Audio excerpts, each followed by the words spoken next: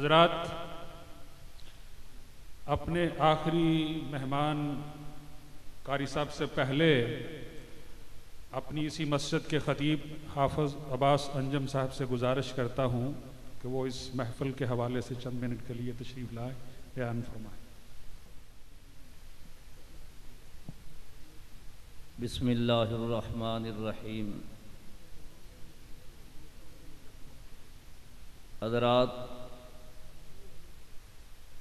زیادہ سے زیادہ 4 یا 5 منٹ تک میری بات ہوگی انشاءاللہ۔ ہمارے جتنے بھی معزز قرائے کرام تشریف لائے ہیں، ہم ان کے شکر گزار ہیں۔ بہت ہی پرمغز خطاب ہے، اور آخری ہمارے قاری صاحب، ان کو میں نے کافی 15-20 سال پہلے سنا تھا۔ اس طرح ہی محسوس ہوتا تھا کہ میں تھوڑی دیر کے لیے گیا لیکن کھڑا ہی رہا۔ اس طرح تھا کہ جدھر سے قرآن بلندی سے آیا ہے ادھر یہ چڑھ رہا ہے۔ اس لیے جو عزیزی صاحب یا ہمارے سعید اللہ سعید دیگر قرائے کرام نے پڑھا ہے، کمال کر دیا ہے۔ اللہ ان سب کی محنتیں قبول فرمائے۔ بات یہ ہے کہ یہ قرآن پاک پاکیزہ صفت لوگوں کے اور پاکیزہ ترین بنا کر گیا ہے، اور بنا رہا ہے، بناتا رہے گا۔ لیکن اس کی سب سے بڑی خوبی یہ ہے کہ یہ گنہگار انسانوں کو ایسا شرف بخشتا ہے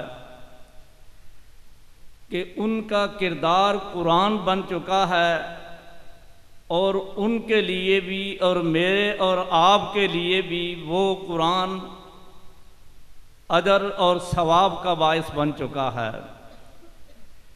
دنیا میں کوئی ایسی کتاب نہیں جس کے متعلق یہ آیا ہو، تمہیں اس کا مفہوم آئے یا نہ آئے، صرف اس کلام کے حروف پڑھ دو، ہر حرف پہ میں تمہیں 10 نیکیاں دوں گا۔ یہ صرف شرف قرآن پاک کو حاصل ہے۔ اور بسم اللہ کی با سے لے کر والناس کی سین تک حروف کی تعداد گنیں، اگر کوئی آدمی بالفرض 1 ماہ میں بھی قرآن کی تلاوت کر لیتا ہے تو کروڑوں نیکیاں یہ قرآن اس کے دامن میں ڈالتا ہے۔ یہ خصوصیت کسی اور کتاب میں نہیں۔ تو بات میں یہ بتا رہا ہوں، غزوہ تبوک سے 3 صحابہ کرام رضوان اللہ علیہم اجمعین نہ جا سکے، اور صرف سستی کی وجہ سے نہ جا سکے۔ پیارے نبی صلی اللہ علیہ وسلم اپنے سفر سے واپس آتے ہیں، منافقین اپنے نفاق کے مطابق عذر معذرتیں کر رہے ہیں۔ ان تینوں نے برملا کہا، پیارے آقا صلی اللہ علیہ وآلہ وسلم، اگر ہم کسی اور کے سامنے بیٹھے ہوتے، بالکل غلط بات بھی کرتے وہ صحیح تسلیم کر لیتا۔ کائنات کے رب نے ایسی قوت گویائی عطا فرمائی ہے، لیکن ہمیں یہ علم ہے کہ آج جس ہستی کے سامنے بیٹھے ہوئے ہیں، اس فرش زمین پہ اگر میں نے کوئی غلط بات کی، عرش بری والا اسے واضح کر دے گا۔ سچ بات یہ ہے کہ سستی ہوئی ہے۔ آپ نے فرمایا چلے جاؤ۔ بہر صورت 50 دن تک آپ نے بول چال چھوڑ دیا، صحابہ کرام نے بائیکاٹ کر دیا رضوان اللہ علیہم اجمعین۔ 50 دن کے بعد ان کی توبہ قبول ہوتی ہے۔ اب دیکھیے، جہاد سے پیچھے رہنا ایک جرم تھا، لیکن انہوں نے اس جرم سے ایسی توبہ کی، میرے اور آپ کے لیے نیکیوں کا آج بھی خزانہ ہے۔ ان کے بارے میں قرآن پاک یہ کہتا ہے، وَعَلَى الثَّلَاثَةِ الَّذِينَ خُلِّفُوا حَتَّى إِذَا ضَاقَتْ عَلَيْهِمُ الْأَرْضُ بِمَا رَحُبَتْ وَضَاقَتْ عَلَيْهِمْ أَنفُسُهُمْ وَظَنُّوا أَن لَّا مَلْجَأَ مِنَ اللَّهِ إِلَّا إِلَيْهِ ثُمَّ تَابَ عَلَيْهِمْ لِيَتُوبُوا إِنَّ اللَّهَ هُوَ التَّوَّابُ الرَّحِيمُ۔ اللہ نے ان تینوں کی توبہ جو مؤخر کی ہوئی تھی آج قبول کر لی ہے۔ وہ اپنی جانوں سے بھی تنگ پڑ چکے تھے اور مدینہ پر رونق ہونے کے باوجود ان کے لیے وبال جان بڑا ہوا تھا اور وحشت برسا رہا تھا۔ فرمایا کہ انہوں نے توبہ کی، ان کا یقین تھا اللہ ہی توبہ قبول کرتا ہے۔ اللہ تبارک و تعالیٰ نے ان کی توبہ کو قبول کر لیا۔ گھر جا کر وَعَلَى الصَّلَاةِ وا سے لے کر تواب الرحیم کی میم تک اس کے حروف شمار کر لینا۔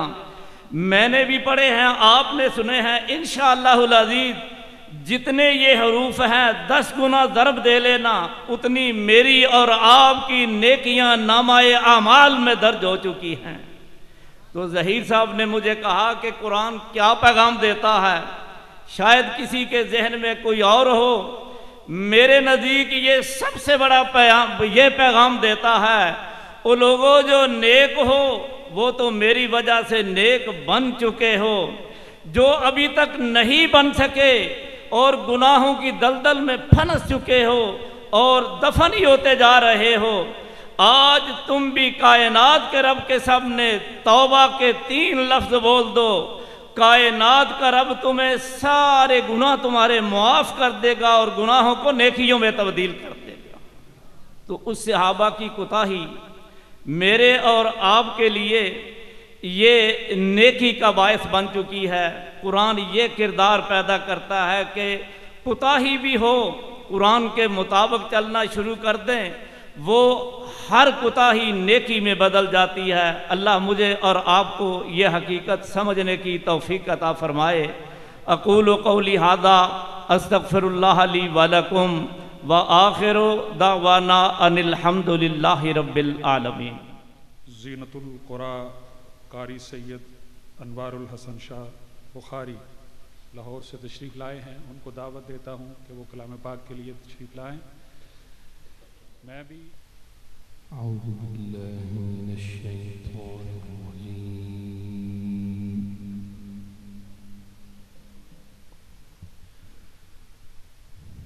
بسم اللہ الرحمن الرحیم۔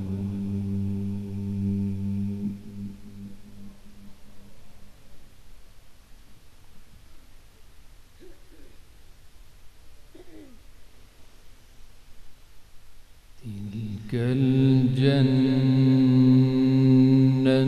التي نورث من عبادنا من كان تقيا۔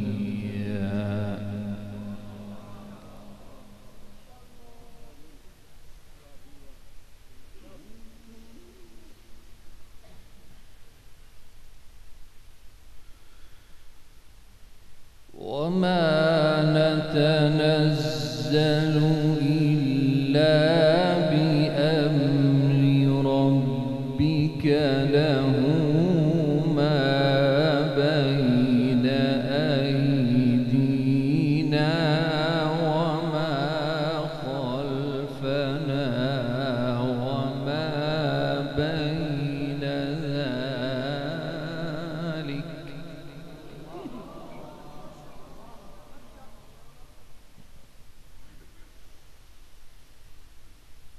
له ما بين أيدينا وما خلفنا وما بين ذلك وما كان ربك نسيا۔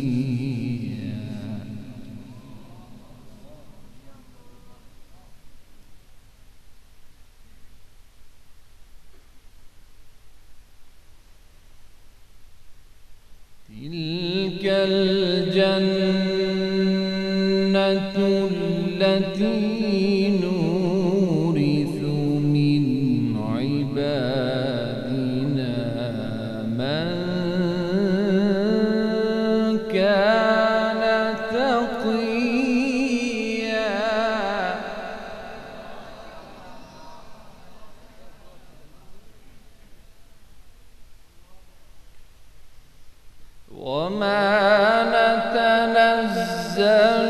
إلا بأمر ربك له ما بين أيدينا وما خلفنا وما بين ذلك.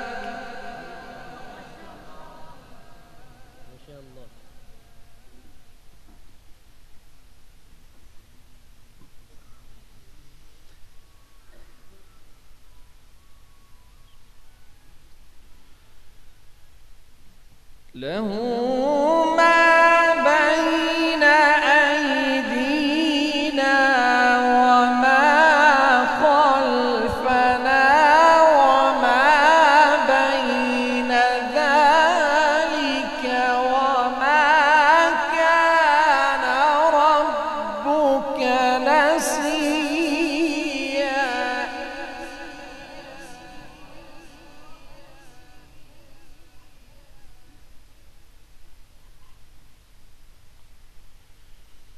وما نتنزل إلا بأمر ربك له ما بين أيدينا وما خلفنا وما بين ذلك.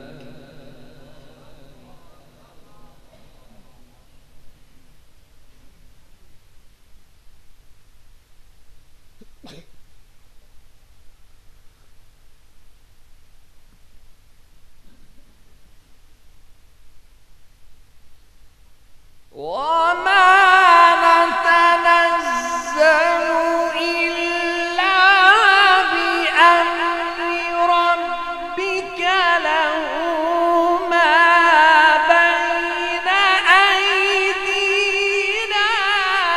وما خلفنا وما بين ذلك وما كان ربك نسيا.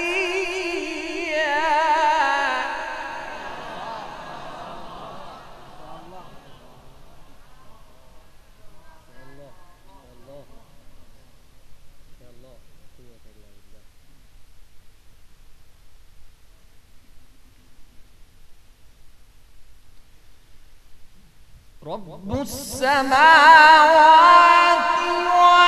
والأرض وما بينهما فاعبده واصطبر لعبادته.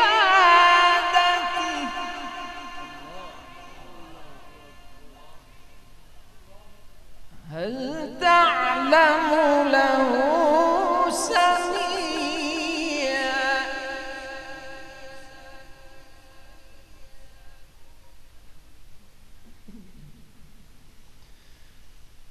ويقول الإنسان أإذا ما مت لسوف أخرج حيا.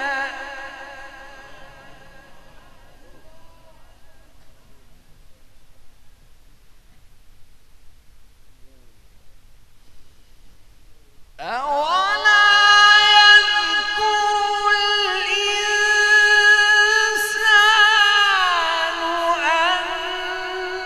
أنا خلقناه من قبل ولم يك شيئا.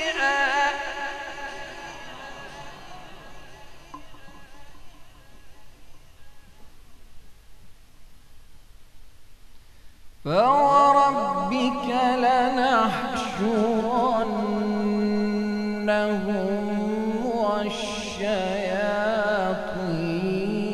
ثم لنحضرنهم حول جهنم جثيا.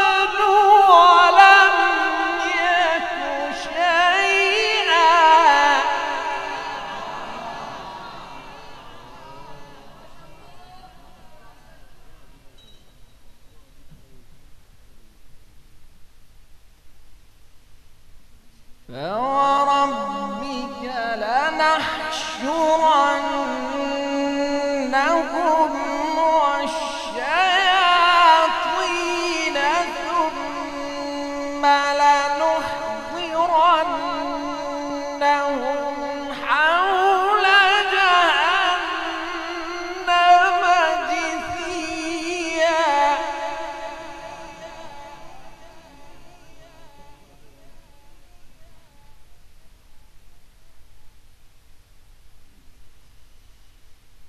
ثم لننزعن من كل شيعة أيهم أشد على الرحمن عتيا ثم لنحن أعلم بالذين هم أولى بها صليا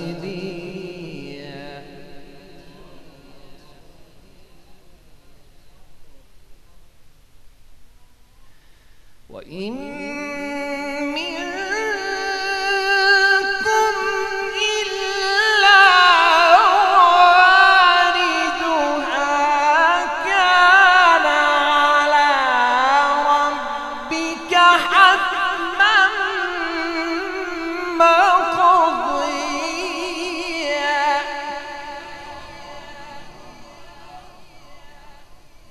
ثم ننجي الذين اتقوا ونذر الظالمين فيها جثيا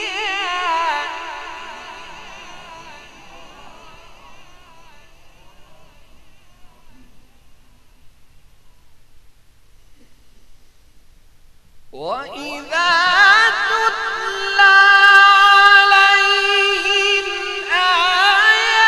آياتنا بينات قال الذين كفروا للذين آمنوا أي الفريقين خير مقاما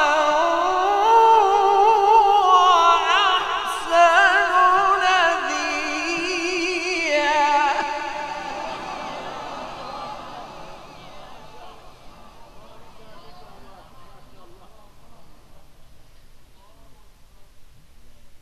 وكم أهلكنا قبلهم من قرن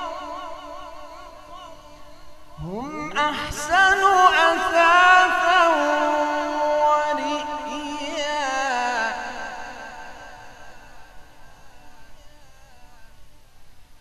قل من كان في الضلالة فليمدد له الرحمن مدا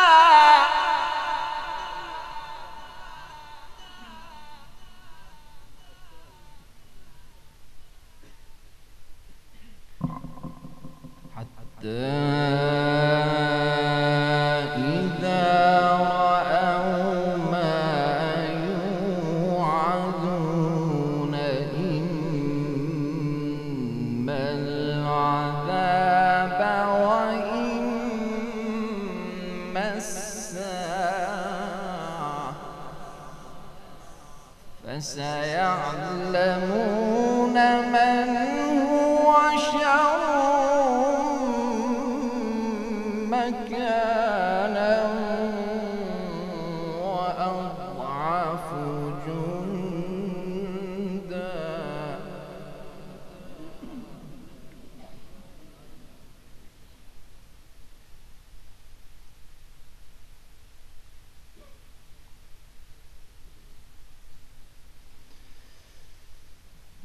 قل من كان في الضلالة فليمدد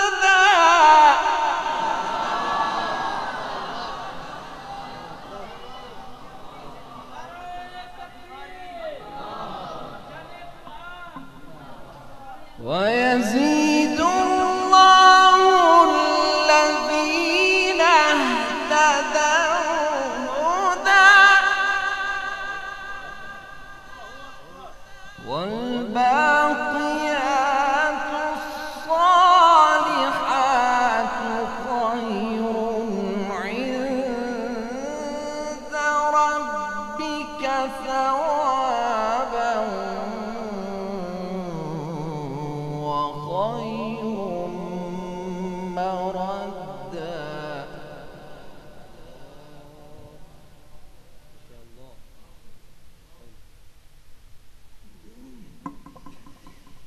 بسم الله الرحمن الرحيم.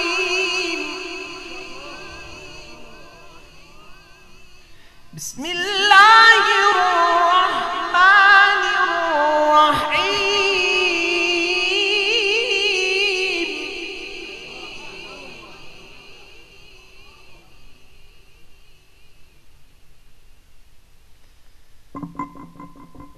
بسم الله الرحمن الرحيم. الرحمن علم القرآن خلق الإنسان علمه البيان. الشمس والقمر بحسبان والنجم والشجر يسجدان.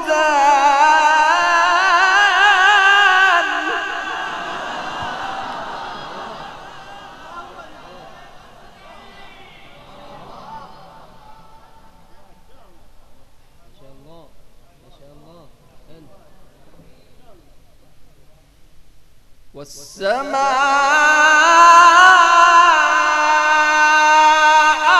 رفعها ووضع الميزان.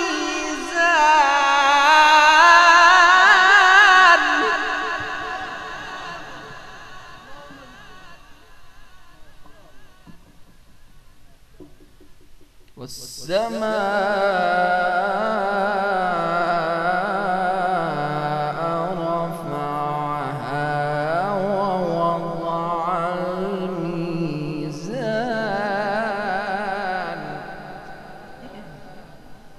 بسم الله الرحمن الرحيم. الرحمن علم القرآن.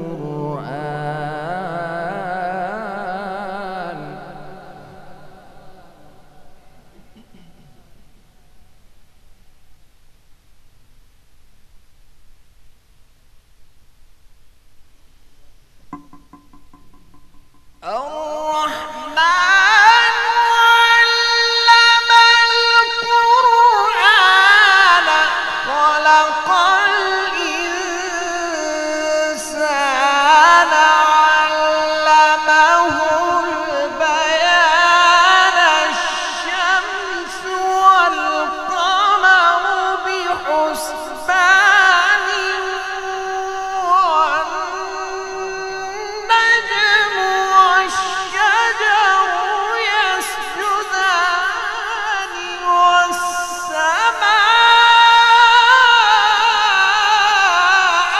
رفعها ووضع الميزان.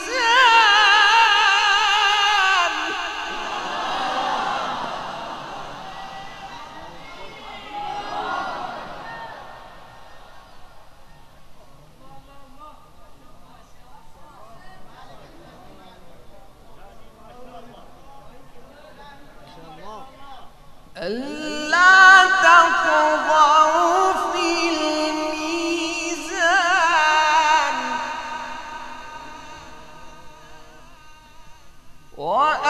وأقيموا الوزن بالقسط ولا تخسروا الميزان.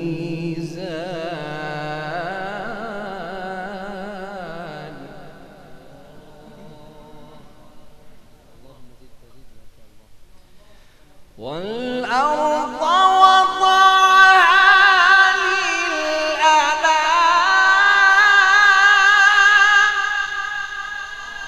فيها فاكهة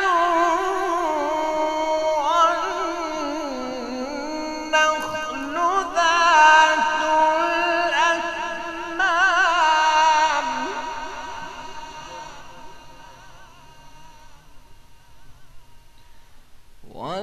والحب ذو العصف والريحان والحب ذو العصف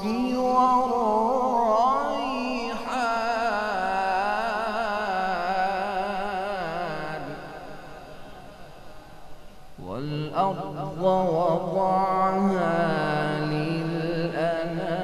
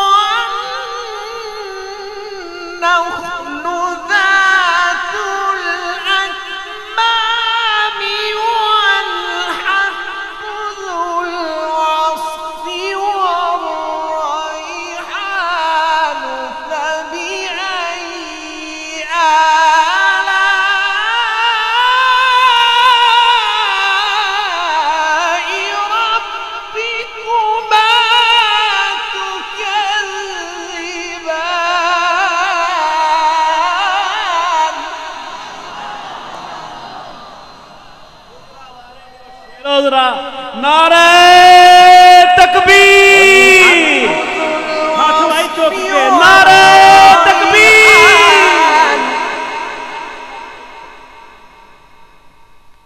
فبأي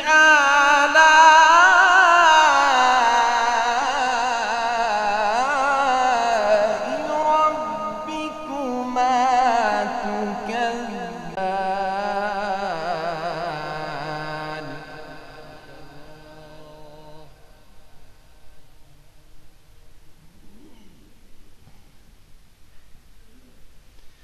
بسم الله الرحمن الرحيم إنا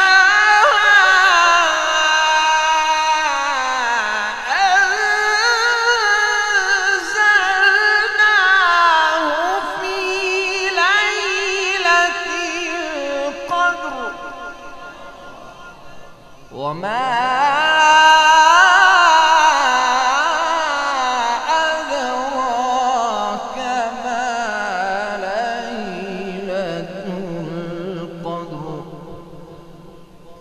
ليلة القدر خير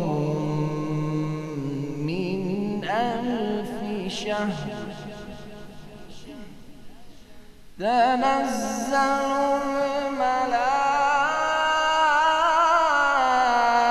الملائكة والروح فيها بإذن ربهم من كل أمر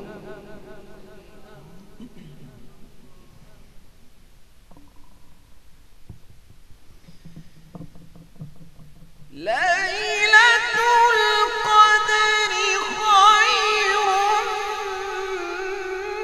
من ألف شهر تنزل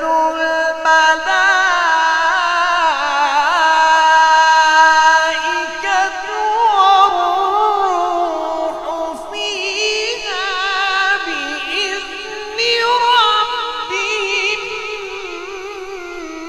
من كل أمر